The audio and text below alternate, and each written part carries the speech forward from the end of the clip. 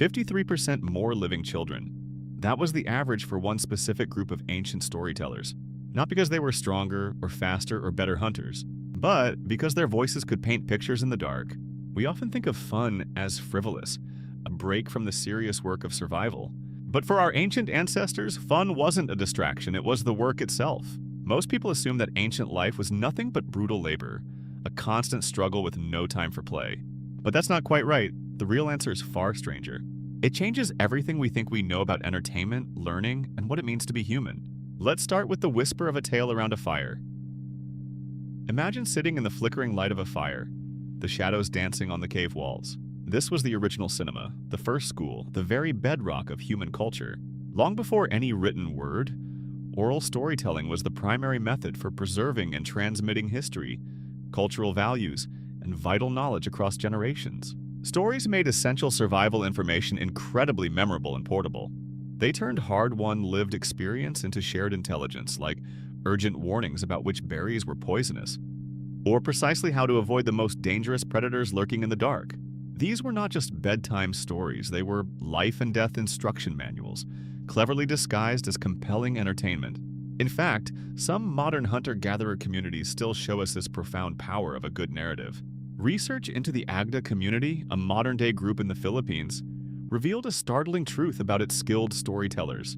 They had higher reproductive success, averaging 53% more living children than their less narrative-driven peers. This wasn't due to physical prowess or hunting ability. It was likely because the entire community favored them, recognizing the invaluable role these individuals played in social cohesion and the efficient transfer of knowledge. The ability to weave a compelling tale around the fire was quite literally an evolutionary advantage. And the stories weren't just spoken words, they were painted. The earliest evidence of visual storytelling is a cave painting found on the Indonesian island of Sulawesi. It depicts human-like figures interacting with a wild pig, and it was dated to at least 51,200 years ago. These ancient images were not merely art, they were perhaps the first narrative arcs, sharing events and lessons across vast stretches of time and space. So what other forms of human expression proved equally vital? Beyond the captivating spoken word, another ancient art form bound human communities together with an almost magical force: music. The oldest known musical instrument tells us a truly fascinating story. It is a Neanderthal flute, expertly crafted from a cave bear thigh bone and featuring 4 precisely pierced holes. Discovered in the Divje Babe Cave in Slovenia, this remarkable artifact dates back an astonishing 60,000 to 50,000 years ago. Further evidence emerged. Flutes made from delicate bird bones and sturdy mammoth ivory, dating 42,000 to 43,000 years ago, were unearthed in the Geisenklosterle cave in Germany. These were not simply accidental noises, they were deliberate, complex creations that required skill and intent. Music served multiple critical functions for early humans. It fundamentally facilitated social bonding and cohesion within prehistoric human tribes. The shared communal experience of rhythm and melody actively released powerful neurochemicals like oxytocin and dopamine in the brain. These chemicals were crucial. They strengthened cooperation, which was absolutely essential for demanding group activities such as coordinated hunting, efficient foraging, and collaborative child-rearing.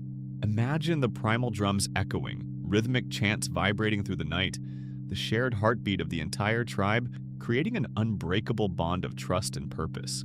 Early music also likely aided critical communication. Rhythmic drum beats and distinct vocal calls could precisely coordinate complex group actions during intricate hunts or tense, dangerous battles. Sentries could use simple instruments to amplify warning calls, sending crucial messages across vast distances far more effectively and rapidly than a mere shout. Music was not just a pleasant diversion, it was a sophisticated tool for organization, cooperation, and ultimately, survival. But did even the simplest forms of play have such a serious, hidden side? If you thought fun was just for downtime, a mere break from the serious business of survival, then think again. Archaeological evidence strongly suggests that games were incredibly important as cultural and social bonding events. They served as vital teaching tools, and even as clear markers of social status within ancient cultures. These were not just frivolous pastimes designed purely for momentary enjoyment. They were, in essence, the very training grounds for life itself. Consider some of the oldest outdoor games we've uncovered. These were often direct practical rehearsals for absolutely vital survival skills. Activities like running, grappling, and accurately throwing objects were not only highly entertaining, they were also absolutely crucial for effective hunting and robust active defense against predators or rival groups. Imagine young men competing fiercely in spear-throwing contests, each throw refining the very skills that would later put food on the communal table and protect their entire community from various threats. Play was, in its deepest sense, dedicated practice for paramount, life-sustaining tasks. Children's games, too, often precisely mirrored adult life, systematically introducing them to future roles and responsibilities from a very early age. Miniature weapons, such as small, carefully crafted shields and tiny, functional bows, were not merely innocent toys. They were critical tools for developing the fine motor skills, precision, and strategic thinking necessary for successful hunting or effective warfare. Even team contact games, found to be universal among hunter-gatherer societies, helped men hone essential physical skills, build crucial stamina, and assess team members' performance under intense pressure. These energetic contests were often direct, invaluable preparation for the rigors of warfare, building both individual readiness and powerful group cohesion. But what about more sophisticated symbolic forms of play? Beyond physical contests, abstract games emerged reflecting complex human thought. The oldest known gaming pieces, a series of 49 small carved and painted figures, were unearthed at the 5,000-year-old Bashur Hoyuk burial mound in southeast Turkey. These fragments hint at intricate, lost rules and deep cultural meaning. Marbles, fashioned from fruit pits and smooth stone, were played with as early as 5,000 years ago in the Indus Valley civilization. They were later found in ancient Egyptian tombs and Greek and Roman ruins, a simple joy spanning millennia.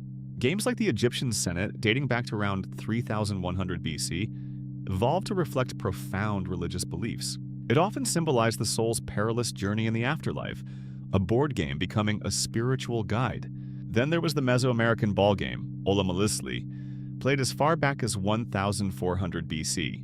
This wasn't just a sport, it served as a proxy for warfare and held immense religious functions, sometimes even featuring human sacrifice, demonstrating the game's ultimate stakes. Even children's toys carried echoes of deeper meaning. A 4,000-year-old ceramic rattle unearthed at the ancient city of Kultepekanish Karum in central Anatolia, Turkey, is believed to be one of the oldest children's toys. It offered comfort and amusement, but perhaps also an early introduction to sound and rhythm. And from Ice Age France, dating 11,000 to 18,000 years ago, spinning discs were carved with animals that appeared to move when spun.